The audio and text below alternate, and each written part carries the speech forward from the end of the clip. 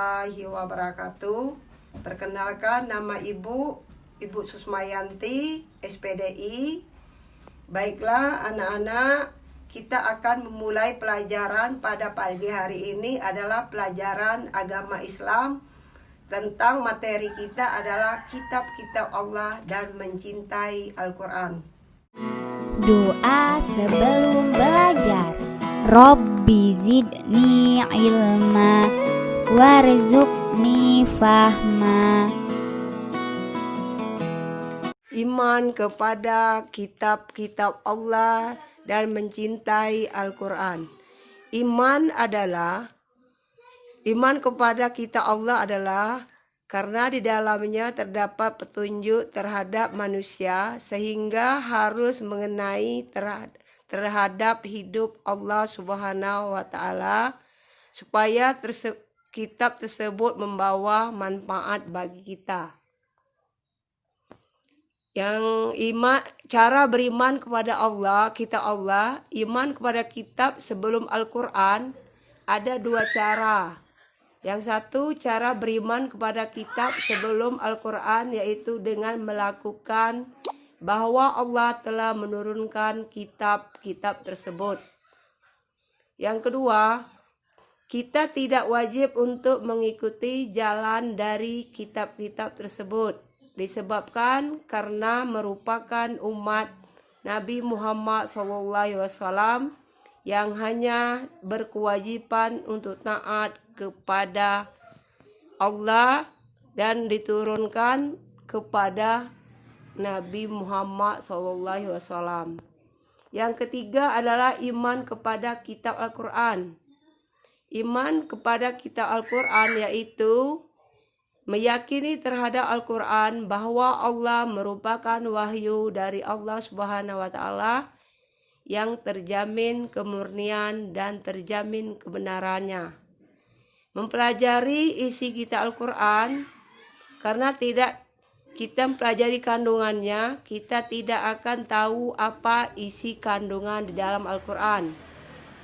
Yang ketiga, menjalankan terhadap ajaran Allah Subhanahu wa Ta'ala secara konsekuen. Yang keempat adalah pengertian kitab. Jika dilihat pengertian kitab secara bahasa dapat diartikan sebagai tulisan. Kata tersebut seiring perkembangan mempunyai arti yaitu buku atau ketetapan. Sedangkan pengertian kitab istilahnya memiliki arti buku atau tulisan yang dilakukan mengandung isi berupa wahyu Allah Subhanahu wa Ta'ala. Cara kitab suci diturunkan dapat diketahui dari sejarah yaitu dengan cara satu, melalui perantaraan malaikat Jibril. Yang kedua, bercakap-cakap dengan Allah Subhanahu wa Ta'ala di balik takbir. Yang ketiga, melalui mimpi. Yang keempat adalah melalui bunyi lonceng. Yang selanjutnya, kitab suci dan rasul yang menerimanya ada 4. 1. 4 kitab saja yang perlu diketahui yaitu Taurat, Zabur, Injil, dan Al-Quran. Kitab Taurat adalah disampaikan kepada Nabi Musa alaihissalam, merupakan pedoman untuk kaum Yahudi dan Bani Israel.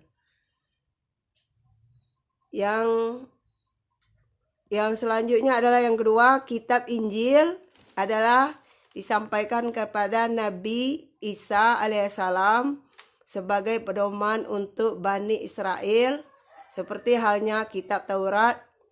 Menyusunnya adalah kitab Injil dilakukan sesuai dengan wafatnya Nabi Isa alaihissalam. Kitab Injil bagi umat Kristiani dikenal sebagai perjanjian baru. Sedangkan yang keempat itu adalah kitab Al-Quran. Al-Quran ini adalah diwahyukan Allah Subhanahu wa Ta'ala kepada Nabi Muhammad SAW pada abad ke-6 Masehi. Adalah di kota Mekah, yaitu kota Mekah dan Madinah, Arab Saudi. Al-Quran pembahasan tentang akidah. Hukum-hukum syariat, muamalat sebagai isi menghapus sebagai syariat di dalam Al-Quran. Yang kedua, Al-Quran merupakan kitab suci terlengkap dalam abadi sepanjang masa, berlaku bagi seluruh untuk umat yang beragama Islam. Yang ketiga adalah Al-Quran secara bahasa berarti bacaan yang dibaca, sedangkan istilah Al-Quran berarti wahyu Allah Subhanahu wa Ta'ala diturunkan kepada Nabi Muhammad SAW. Hanya itu saja yang bisa Ibu sampaikan materi pada pagi hari ini. Mungkin ada anak-anak yang mau bertanya, silakan Ibu tunggu 5 menit.